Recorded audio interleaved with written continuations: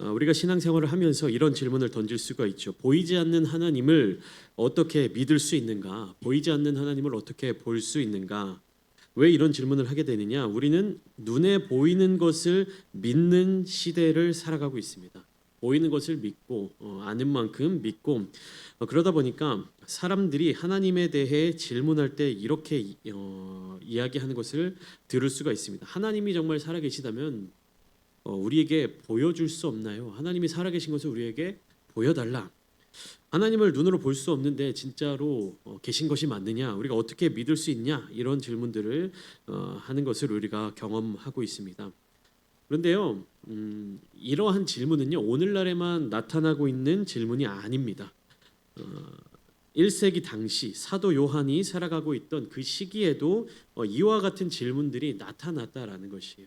예수님께서 공생의 사역을 통해서 그 나타내시고 그다음에 예수님이 부활 승천하신 지 얼마 되지 않은 그 시점에도 사람들은 이렇게 물었다는 것입니다. 하나님이 정말 살아계시다면 우리가 눈으로 볼 수 있어야 되는 건 아니냐? 그러한 질문들에 대해서 사도 요한도 본문 12절 말씀을 통해서 이렇게 인정하고 있죠. 어느 때나 하나님을 본 사람은 없다. 하나님을 본 사람은 없다. 그렇게 인정하면서 동시에 놀라운 선언을 이어갑니다. 12절 말씀을 쭉 보시면 만일 우리가 서로 사랑하면 하나님이 우리 안에 거하시고 그의 사랑이 우리 안에 온전히 이루어지느니라 이렇게 이야기하고 있다는 것이에요. 우리가 서로 사랑할 때 하나님이 우리 안에 거하신다. 그리고 하나님의 사랑이 우리 안에서 온전히 이루어진다. 오늘 본문인 요한 1서 4장 7절부터 21절 말씀은 이 놀라운 진리를 증언하는 본문입니다. 그러니까 사랑이야말로 보이지 않는 하나님을 세상에 보여주는 가장 분명한 방식이다. 그러니까 그리스 로마 신화를 비롯하여서 고대 여러 가지 신화 속에서 신을 눈으로 목격하는 자들이 겪게 되는 어떠한 현상들에 대해서 이야기하고 있는 것을 우리가 알 수가 있습니다. 그러니까 대표적으로 그리스 로마 신화는 12명의 올림푸스의 주요 신들이 있고 그 신들은 자유자재로 이제 이 땅에 내려와서 살다가 또 다시 신들이 거하는 그곳으로 갔다가 이렇게 왔다 갔다 하는데 그 신들이 사람들 앞에 나타날 때는요 사람들이 볼 수 있는 모습으로 변신해서 나타난다는 거예요. 제우스 같은 경우는 소의 모습을 하고 어떤 여자에게 다가가기도 하고 인간의 모습을 갖고 나아가기도 하고 여러 가지 모습으로 변신해서 사람들 앞에 나타난다는 겁니다. 그러니까 여러 가지 신화들을 보면 근데 그런 그리스 로마 신화 가운데 어떤 한 사람이 제우스를 눈으로 보여달라고 해요. 변신해서 나타나 있는 제우스를 향해서 내가 당신의 얼굴을 보고 싶습니다. 이렇게 이야기를 합니다. 제우스가 얘기하죠. 인간의 눈으로 나를 만나면 살아남을 수가 없다. 번개의 신, 천둥 번개의 신이 나를 만나면 그 즉시 불타 없어져 버리고 만다.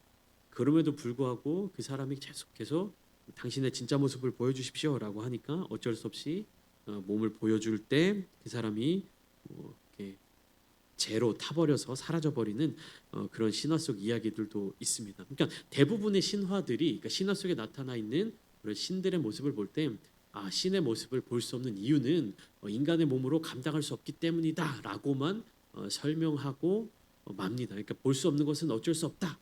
신의 모습을 신의 형상을 볼 수 없는 것은 어쩔 수 없다. 그냥 이 나무로 혹은 금으로 형상으로 만들어 놓은 것이 이것이 신의 모습이다라는 인간의 연약한 마음이 만들어내는 것이 결국 무엇이냐? 눈으로 볼 수 있는 우상들이다라는 것입니다.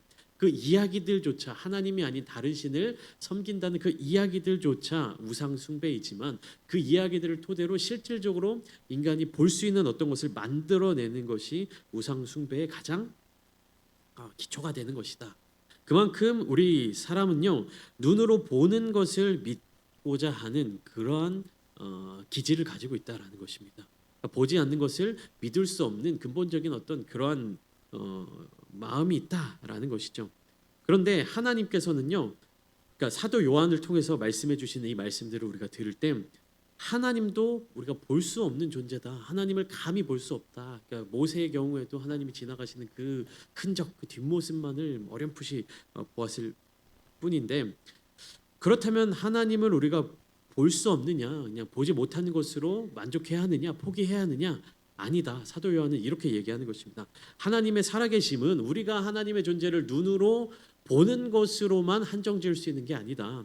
하나님은 육체적인 분이 아니시기 때문에 우리의 어떤 육신의 한정 제한된 분이 아니시기 때문에 하나님의 존재는 우리의 눈으로 볼 수 있는 것 너머에 이미 완전하신 분이시다. 그러면 그것을 제한적인 육체를 가진 우리가 어떻게 하나님의 살아계심을 볼 수 있느냐?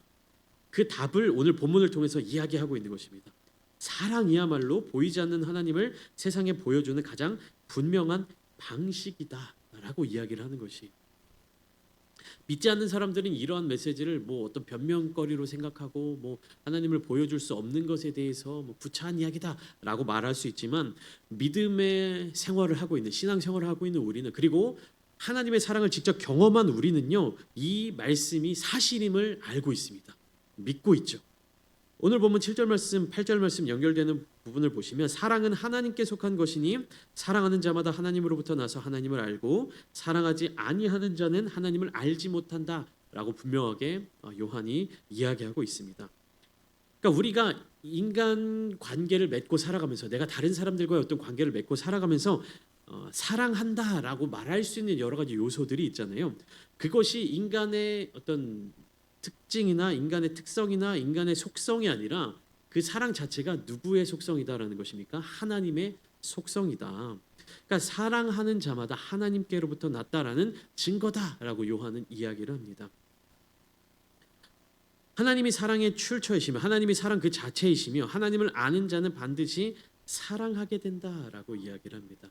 근데 여기서 말하는 사랑은요, 우리가 생각하는 인간적인 사랑에 국한되어 있는 것이 아닙니다. 요한 시대에, 그러니까 그리스 로마의 어떤 철학적인 세계관 안에서 사랑은 크게 세 가지로 구분되었습니다. 그러니까 남녀간의 사랑, 에로스적 사랑이라고 이야기하죠. 그렇게 있었고, 이제 우정을 상징하는 친구간의 사랑, 필레오적 사랑이 있고, 그다음에 하나님의 사랑을 대표로 하는 아가페적 사랑이 있습니다. 그래서 요한이 여기서 이야기하는 이 사랑은 무엇이냐? 아가페적 사랑을 이야기하는 것입니다. 이 아가페의 사랑에는 에로스적 사랑이나 필레오적 사랑을 초월하는 그 모든 것들을 포함하는 그런 하나님의 성품이 담겨져 있기 때문입니다. 그러니까 하나님을 아는 자는 반드시 사랑한다. 사랑이 나타난다. 그리고 반대로 아무리 신앙이 있다고 말하고 아무리 내가 하나님을 잘 믿는다고 말하는 사람이라 할지라도 그 사람에게서 사랑이 나타나지 않는다면 그는 하나님을 모르는 사람입니다. 그러니까 하나님과 관계가 없는 사람입니다. 하나님을 안다, 하나님을 모른다라는 이 개념은요, 단지 내가 지식적으로 정보를 체득하고 있다라는 것이 아니라, 성경에서 말하는 안다라는 단어는요, 경험하고 체험하고 관계를 맺음으로 말미암아 알게 되는 것을 의미합니다. 구약의 이제 히브리어 중에 하나님을 안다라고 할 때 야다라는 단어가 있습니다. 야다, 하나님을 안다.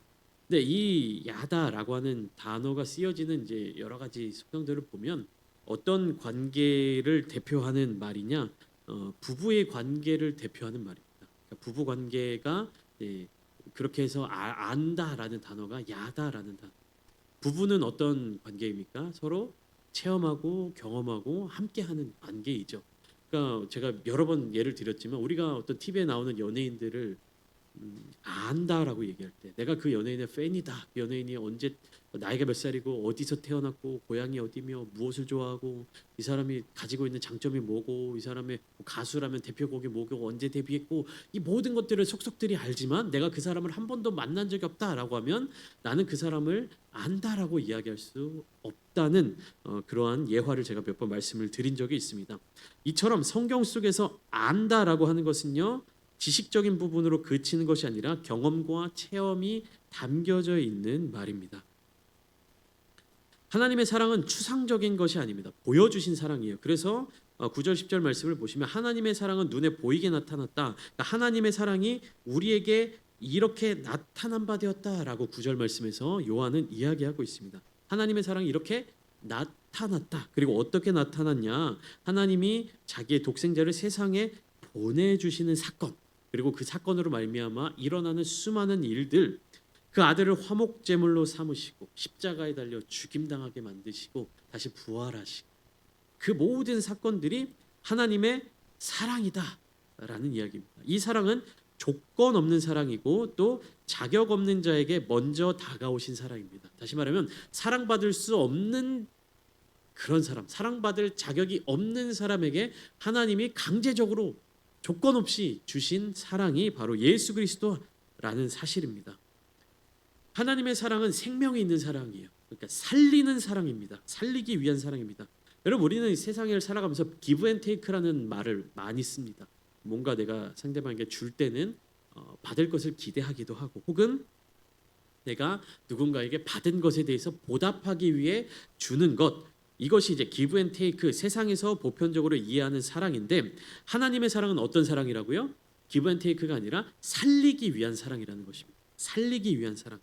여러분, 우리가 만약에 물에 빠져서 발버둥 치는 사람을 발견했을 때 저 사람을 건져주면 나에게 어떤 유익이 돌아올까? 저 사람을 도와주면 나에게 어떤 보상이 다가올까? 길에서 뭐 강도 만난 사람이 있으면, 길에서 막 이렇게 상처받고 쓰러져 있는 사람을 발견할 때 이 사람을 도와주면 나에게 어떠한 보상이 올까? 나에게 어떤 혜택이 올까? 라는 것을 고민하고 돕는 사람들은 없지 않습니까? 물에 빠져서 발버둥 치는 사람, 살려달라고 막 외치는 그 사람을 보면서 우리 마음속에 드는 생각은 뭐냐면, 어떻게든 살려야 된다, 어떻게든 저 사람 죽게 두어서는 안 된다라는 막 그 마음속의 안타까움이 그 사람을 살리는 마음으로 이어지지 않습니까? 하나님의 사랑이 바로 그러한 사랑이라는 것이에요. 내가 이 자들을 사랑하면, 내가 내 백성들을 사랑하면, 내가 이스라엘 민족들을 사랑하면, 내가 그리스도인들을 사랑하면, 이 사람들이 이놈들이 나에게 예배를 잘 드리겠지, 이놈들이 나에게 온전한 제사를 드리겠지, 얘네들이 나를 잘 섬기겠지, 얘네들이 세상 가운데서 내 이름을 드높이며 살아가겠지. 하나님의 사랑은 그런 계산이 전혀 없는 사랑이시라는 거예요. 그런데 우리가 하나님의 사랑을 그렇게 계산적으로 자꾸만 만들어가고 있습니다. 여러분, 다시 말씀드립니다. 하나님의 사랑은요, 계산적인 사랑이 아니십니다. 살리기 위한 사랑이에요. 조건 없이 주어지는 사랑입니다. 그걸 받은 우리가 오히려 하나님의 사랑을 계산하고 있어요. 이걸 어떻게, 어떤 식으로 갚을 수 있을까? 어떤 식으로 갚아야 되나? 하나님의 사랑, 하나님을 믿은 은혜를 받기 위해, 혹은 은혜를 받았으니까 어떻게 보답해야 되나? 이것을 우리가 머릿속으로 계산하고 있는 것이에요. 그러나 하나님께서는요, 그런 계산을 하시지도 않을 뿐더러 그 계산을 통해서 나타난 그 하나님의 사랑의 값, 그 가격에 대해서 사람들은 무슨 수를 쓰더라도 갚을 수가 없습니다. 하나님께서는 그 사실을 알고 계시는 것이에요. 여러분, 우리가 자녀들을 키울 때, 만약에 자녀들을 키우면서 들어가는 여러 가지 노력, 비용, 에너지, 이런 것들을 하나하나 계산해 가지고 분유는 이게 얼마짜리 분유고, 이 분유를 내가 타서 너한테 주는 것이 어떠한 노동력이 들어가면 이걸 시급으로 따졌을 때 얼마고, 막 이런 거를 계산해 가지고 아이들이 컸을 때, 야, 내가 너를 20살까지 키워주는데 이 정도의 돈이 들어가고, 이 정도의 노동력이 들어가고, 이 정도의 어떤 노력이 들어갔어라고 해서 청구하는 부모가 있습니까? 없죠. 아이들의 어떤 반응에 계속해서 자기의 부모들의 생명을 다하여서 이제 자녀들을 양육하고 키워나가고 살리는 그런 과정들을 우리가 다 경험하지 않으셨습니까? 계산 없는 사랑입니다. 살리기 위한 사랑입니다. 누가복음 10장 25절부터 37절에 나타난 선한 사마리아 사람의 이야기를 우리가 알고 있습니다. 어떤 율법 교사가 예수님을 시험하기 위해서 질문하죠. 선생님, 내가 무엇을 하여야 영생을 얻을 수 있습니까? 그래서 예수님이 율법 교사에게 다시 물어보십니다. 율법에는 뭐라고 써 있냐? 너는 어떻게 알고 있느냐? 그랬더니 주 너의 하나님을 사랑하고 또한 내 이웃을 내 몸같이, 내 자신같이 사랑하라 하였나이다. 율법 교사가 이렇게 대답합니다. 예수님이 또 말씀하시죠. 그래, 네가 잘 알고 있다. 네 대답이 맞다. 이것을 행하면 네가 영생을 얻을 것이다. 주님이 답을 그렇게 주십니다. 그러니까 이 율법 교사가 거기에 자기를 예수님의 그 말씀에 대하여 자기를 의롭게 여기기 위해서 또 이렇게 질문합니다. 그러면 내 이웃이 누구입니까? 이렇게 물어봐요. 그러니까 예수님 말씀하시죠. 하나님을 사랑하고 내 이웃을 내 자신같이 사랑하면 영생을 얻을 것이다. 그러니까 자기를 의롭게 하려고 율법 교사가 내 이웃이 누굽니까? 라고 물어봐요. 그때 예수님이 말씀하신 예화가 이 누가복음 10장 25절부터 37절까지 나타난 선한 사마리아 사람의 이야기입니다. 강도를 만나서 거의 죽게 된 지경에 이른 사람, 제사장도 레위인도 지나가다가 그를 발견했지만 그냥 피하여 지나갔는데 어떤 사마리아 사람은 그를 불쌍히 여겨서 돌보아 주었다. 그 내용이 누가복음 10장 30절로 34절까지 있는 내용인데요. 한번 같이 보실까요? 우리 한번 같이 읽어보면 좋겠습니다. 30절부터 34절 시작. 예수께서 대답하여 이르시되 어떤 사람이 예루살렘에서 여리고로 내려가다가 강도를 만나매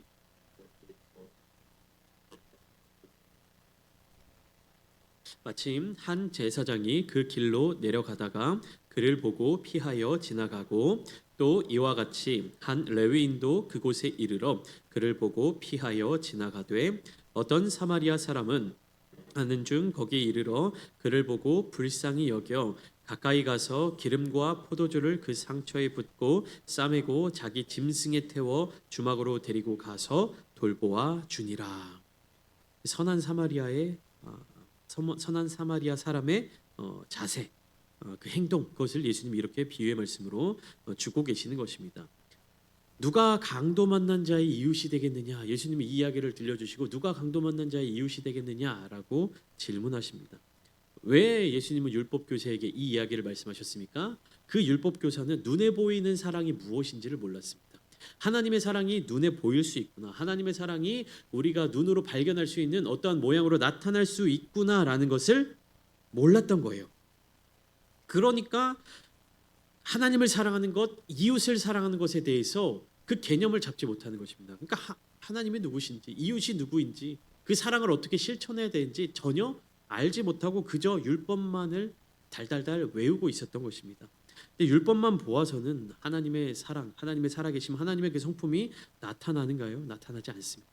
그것이 그들의 삶의 자리 가운데, 그것이 우리의 삶의 자리 가운데 나타나게 될 때, 성경 말씀이 성경 말씀으로서 능력이 있지만 그것이 우리가 그 성경 말씀을 읽는 이유가 무엇입니까? 묵상하는 이유가 무엇입니까? 그 말씀이 나의 삶에 살아 역사하도록 만들기 위해서 우리가 성경을 묵상하는 것 아니겠습니까? 지식적인 것을 채우기 위해서 성경을 읽는 것이 아니죠. 성경 퀴즈에 많은 답을 맞추기 위해서 성경을 읽는 것이 아닙니다. 무엇입니까? 그렇게 꾸준하게 읽고 계속해서 나타나고 있는 하나님의 그 마음을 듣고 우리의 삶의 자리 가운데 하나님의 그 사랑이 나타나도록 하기 위해서 우리가 말씀을 읽고 말씀을 듣고 지금처럼 강해 설교로 나누고 하는 것 아닙니까? 우리는 하나님을 사랑해서 구원받은 것이 아니라 하나님이 먼저 우리를 사랑해 주셨기 때문에 구원받은 자들입니다. 그렇기 때문에 우리는요, 그 사랑을 받았기 때문에 그 사랑을 전할 수가 있는 것이에요. 내가 요청해서, 내가 청구해서, 내가 부탁해서, 내가 무엇인가를 잘해서 우리가 구원을 얻은 것이 아니기 때문에 우리는 반드시 하나님의 사랑을 받고 그 은혜에 보답할 수 있고 그리고 그 사랑을 나타낼 수 있는 자들이어야 하는 것입니다. 왜요? 거기에 나의 어떠한 노력이나 나의 그 뭐라 그럴 때는 나의 어떠한 지분이 전혀 없기 때문에 모두 다 하나님의 은혜이기 때문에. 그러면 사도 요한이 이야기하는 우리의 시선으로 우리의 시각으로 하나님을 볼 수 있는 것, 그것이 결국 무엇이냐? 쉽게 얘기하면 우리가 서로 사랑할 때 하나님을 볼 수 있다는 것입니다. 서로 사랑할 때. 12절 말씀, 어느 때나 하나님을 본 사람이 없으되 만일 우리가 서로 사랑하면 하나님이 우리 안에 거하시고 그의 사랑이 우리 안에 온전히 이루어지느니라. 그러니까 우리는 말로 할 필요가 없는 거예요. 하나님이 내 안에 있다, 하나님이 살아계시다, 하나님이 여기 있다라고 그것을 말할 필요가 없습니다. 무엇으로 보여주면 되는 겁니까? 서로 사랑하는 모습을 보여줄 때 하나님이 우리 안에 거하시는 것입니다. 그것이 하나님의 살아계심의 증거가 되는 것이요. 그러니까 교회는 무엇을 보여줘야 되는 겁니까? 말로만 떠드는 것이 아니라 서로 사랑하는 모습을 보여줘야 되는 것이에요. 세상적인 기준대로, 세상적인 계산대로, 세상적인 마음을 가지고 교회 안에서 무엇인가 옳고 그름, 좋고 나쁨, 어떤 그 주고받고 나의 유익과 손해 이것을 계산하면서 움직이고 행동하는 것이 아니라 그 모든 계산을 초월하는 살리기 위한 하나님의 사랑이 우리의 마음 가운데, 우리의 형편 가운데, 우리의 모임 가운데, 우리 공동체 가운데 나타나게 되면 세상 사람들은 그것을 보고 하나님의 사랑을 깨달을 수 있게 된다는 것입니다. 서로 사랑하는 이 공동체 안에서 사람들은 하나님의 살아계심을 경험하게 되는 것이에요. 그러니까 여러분, 하나님을 믿어야 된다. 하나님을 전하는 이 우리의 복음의 어떤 그 사명 가운데 자꾸만 사람들을 말로 설득하려고 하지 마세요. 지식적인 부분으로 하나님을 소개하려고 하지 마세요. 무엇으로 보여줘야 하는 것입니까? 사랑으로 보여줘야 하는 것입니다. 그 사람이 느낄 수 있도록, 하나님의 사랑을 느낄 수 있도록, 경험할 수 있도록, 그 안에 들어오고자 하는 그 마음이 들 수 있도록 사랑으로 보여주어야 하는 것입니다. 여러분, 우리가 아무리 말로 하나님의 어떤 거룩하심, 하나님의 구원하심, 예수 그리스도의 보혈에 대해서 아무리 말로 떠들면 뭐합니까? 내가 그 사랑대로 살아가지 못하는데, 내 마음에 그 상대방을 품어줄 수 있는 마음이 없는데, 내 마음에 용서할 수 있는 마음이 없는데, 내 마음에 상대방의 어떤 실수를 참아줄 수 있는 인내가 없는데, 내 행동은 그저 그대로 살아가고 있는데 어떻게 말로 하나님의 은혜, 예수 그리스도의 사랑을 이야기한다고 해서 그게 복음이 전달될 수 있겠습니까? 눈으로 보여주어야 한다니까요. 하나님의 사랑은 우리가 눈으로 보여줄 수 있는 것입니다. 그 사랑을 발견하게 될 때, 그 사랑을 보게 될 때 사람들은 복음에 반응하게 되는 것입니다. 요한은 우리 안에서 하나님의 사랑이 온전히 이루어진다라고 표현하고 있습니다. 이것은 온전히 이루어진다, 온전하여진다라는 말은 사랑이 점점 자라난다라는 것을 의미합니다. 그리고 그것이 완성을 향하여서 나아가는 점진적인 여정임을 말해주고 있는 것이, 지금은 내 안에 내가 표현할 수 있는, 내가 나타낼 수 있는 사랑은 부족해 보일지라도, 지금은 내가 사랑이라고 말하기 부끄러울지라도 점점 내 안에서 성숙하며 내가 성장해 나갈 수 있다라는 그 사실을 요한은 강조하고 있는 것입니다. 그러니까 지금 내가 보여주고 있는 이 모습으로 우리가 좌절할 필요 없다는 것입니다. 무엇을 통해서? 하나님의 사랑을 통해서 우리 가운데 나타나는 그 사랑이 점점 성장할 수 있다는 것이에요. 그러니까 저는요, 우리 공동체, 우리 교회 공동체를 보면서 이 하나님의 사랑의 개념으로 함께 우리 성도님들을 바라보고 있는 것이에요. 참 부끄러운 것은 우리 성도님들은 막 자기가 부족합니다, 저는 부족합니다, 막 연약합니다라고 말씀하세요. 근데 제 눈에 보이는 것은 부족한 그 모습이 아니라, 부족함에도 불구하고 점점점 하나님의 사랑에 반응하면서 그 하나님께로 가까이 나아가는 그 모습이 보인다니까요. 그러니까 지금 내가 어떤 모습을 가지고 있냐보다 중요한 것이 내가 하나님의 사랑에 온전히 반응하고 있느냐. 여러분, 나는 온전한 신앙생활을 못하고 있어요, 나는 신앙생활에 부족한 사람이에요 라는 말은요, 언뜻 보면 겸손한 말처럼 들리지만 이것은 하나님의 사랑을 받아들이지 못하는 사람들의 고백입니다. 내가 지금 부족하고, 내가 지금 연약하고, 내가 지금 가진 것이 없어 보이고, 내가 지금 신앙적으로 성숙하지 못한다 할지라도 하나님의 사랑을 내가 경험하고 하나님의 사랑을 품고 살아가고 하나님의 사랑에 순종함으로 나아갈 때 우리는 성숙한 사랑의 모습을 갖추어 갈 수 있다니까요.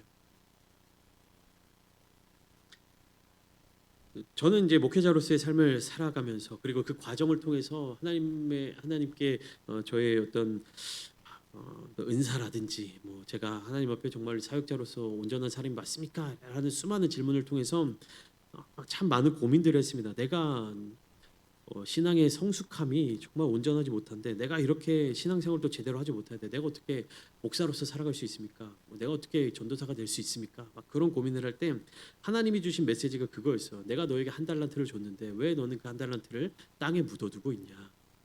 저는 그 생각을 했어요. 목사가 되려면, 그 사역자가 되려면 이만한 은사가 있어야 되고, 이만한 능력이 있어야 되고, 이만한 지혜가 있어야 되고, 이만한 어떤 자격이 있어야 되는데, 저는 제 자신을 돌아볼 때 전혀 그런 것들을 발견하지 못했기 때문에.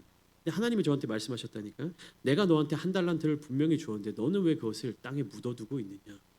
여러분, 한 달란트를 땅에 묻어둔 종의 결말이 어떻게 됩니까? 벌을 받고 쫓겨나게 됩니다. 가진 한 달란트조차 빼앗기게 되는 것이죠. 근데 2달란트 받은 자, 5달란트 받은 자들은 어떻습니까? 자기에게 주어진 모든 달란트를 다 가져다가 주인의 말씀에 순종함으로 장사하는 데 활용하고 쓰고 사용하게 될 때 그들에게 더 많은 달란트가 돌아오게 된다는 사실을 우리가 말씀을 통해서 알게 된 것이에요. 하나님께서 저에게 말씀해 주신 거예요. 나는 한 달란트도 제대로 없는데 이걸로 어떻게 사역자가 됩니까? 이걸로 어떻게 목회자가 됩니까? 하나님 말씀하셨어요. 네 한 달란트를 땅에 묻어두지 말고 써라, 사용해라, 헌신해라. 그러면 그 한 달란트가 2달란트 될 것이고, 그 2달란트가 4달란트가 될 것이고, 4달란트가 다시 5달란트가 될 것이고, 5달란트가 10달란트가 되게 하는 것은 내가 그렇게 세워주고 만들어줄 테니까 너는 지금 너에게 주어져 있는 그 한 달란트를 사용해라. 하나님이 그 말씀을 저에게 주셨습니다. 제가 그 음성을 듣고 지금까지 순종하며 나아가고 있는 것이에요. 여러분, 여러분들에게는 어떠한 달란트가 있습니까? 어떠한 하나님의 마음이 있습니까? 정말 미미한 하나님의 마음이 느껴지십니까? 혹은 내 안에 하나님의 사랑은 없어라는 좌절이 여러분들의 마음을 짓누르고 계십니까? 하나님의 말씀에 순종함으로 그 사랑을 나누십시오. 하나님의 사랑을 온전히 받아들이시며 하나님의 말씀을 따라서 형제를 사랑하기에 힘쓰십시오. 공동체를 세워나가는 일에 있어서 최선을 다하십시오. 지금은 나에게 사랑이 요만큼밖에 없을지라도, 지금은 나에게 정말로 아무것도 보이지 않는 것 같이 느껴지지만 하나님의 말씀에 순종함으로 그 사랑을 실천하며 나아갈 때 하나님께서 조금씩 사랑을 더하여 주시는 것을 우리가 경험하고 체험하고 느낄 수가 있는 것입니다. 처음에는 나조차도 볼 수 없고 나조차도 알아챌 수 없는 사랑이 존재했다면 그 하나님의 말씀에 순종함으로 나아갈 때 나도 모르는 사이에 어느새 사람들이 나를 보면서 사랑이 넘치는 사람이다, 정말로 하나님의 사랑을 나누는 사람이다 라는 이야기가 들려오게 될 수 있다는 사실을 여러분들 기억하십시오. 나에게서 사랑을 만들어낼 수 없습니다. 나에게는 이미 사랑 자체가 없는데, 그러나 하나님께서 부어주시는 사랑, 하나님께서 살리기 위하여서 우리에게 베풀어 주신 그 사랑을, 하나님의 그 간절한 사랑을 우리가 받고 누리고 순종하면 우리에게 나타나는 하나님의 사랑을 나눌 수 있는 존재가 되는 것입니다. 바로 그러한 공동체가 교회 공동체가 되어야 하는 것이죠. 온전한 사랑은 두려움을 내쫓습니다. 그리고 온전한 사랑은 형제를 사랑하는 단계까지 나아갑니다. 하나님의 사랑이 우리 안에 거할 때 그 사랑이 점점 온전해진다라는 것입니다. 결국에 두려움조차도 몰아내는 사랑인데 나의 능력이 아니라 하나님의 사랑으로 승리하게 되는 경험을 하게 되는 것이에요. 하나님과의 관계는 우리가 율법의 종이 되는 것이 아니라 율법을 얼마나 잘 지키느냐에 따라서 우리가 하나님의 어떤 사람으로서, 하나님의 사랑을 받는 사람으로서 살아갈 수 있는 것이 아니라 하나님께서 우리에게 주시는 그 사랑을 바르게 깨닫고 우리가 정말로 자녀된 자로서의 삶을 살아내면 하나님과 더 깊은 관계로 나아갈 수 있고 그 사랑이 내 안에 넘치게 되고 그 사랑을 나눌 수 있는 자리까지 나아갈 수 있는 것입니다. 여기에서 핵심은 무엇이냐? 15절 말씀처럼 누구든지 예수를 하나님의 아들이라 시인하면 하나님이 그의 안에 거하시고 그도 하나님 안에 거하느니라. 여러분, 하나님을 마음 가운데 품고 살아가십시오. 하나님께서 우리 마음속에 거하며 살아가실 수 있도록 우리가 우리의 마음 문을 열고 하나님을 모셔야 합니다. 어떻게 해요? 예수를 하나님의 아들이라 시인하며 그렇게 살아가는 삶을 살 때 하나님께서 우리 가운데 거하신다라는 것입니다. 사랑은 신앙의 마지막 단계가 아니라 신앙의 출발점이요. 하나님의 사랑의 궁극적인 그 실체, 예수 그리스도의 십자가로 말미암아 우리는요 구원 역사의 시작을 경험하는 것입니다. 그것이 결말이 아니에요. 구원받고 그 경험하는 것이 우리의 최종 목적이 아닙니다. 그것이 우리 신앙생활의 시작이에요. 하나님의 사랑, 예수 그리스도의 십자가를 통해서 우리의 신앙생활이 시작되는 것이고요. 그것이 점차 온전해지고 날마다 장성하여지며 하나님의 나라에 가는 그날까지 우리는 그 사랑을 통하여 삶을 살아낼 수 있는 것입니다. 하나님은 눈에 보이지 않지만 예수 그리스도의 십자가를 통해 사랑을 보여주셨고 우리 성도들의 삶과 공동체를 통해서 그 사랑을 지금도 세상에 보여주고 계십니다. 우리가 그 사랑을 실천할 수 있는 이유는 그분이 먼저 우리를 사랑하셨기 때문입니다.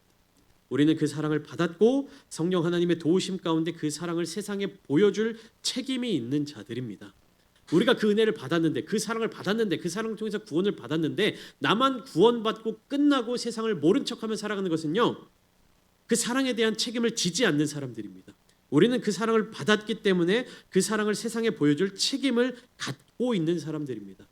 그렇기 때문에 우리는 저 세상 가운데 나아가 증인된 삶을 살아야 한다는 것입니다. 우리는 세상 가운데 이렇게 선포할 수 있습니다. 하나님은 사랑이십니다. 그리고 우리는 그 사랑을 가지고 살아가고 있습니다.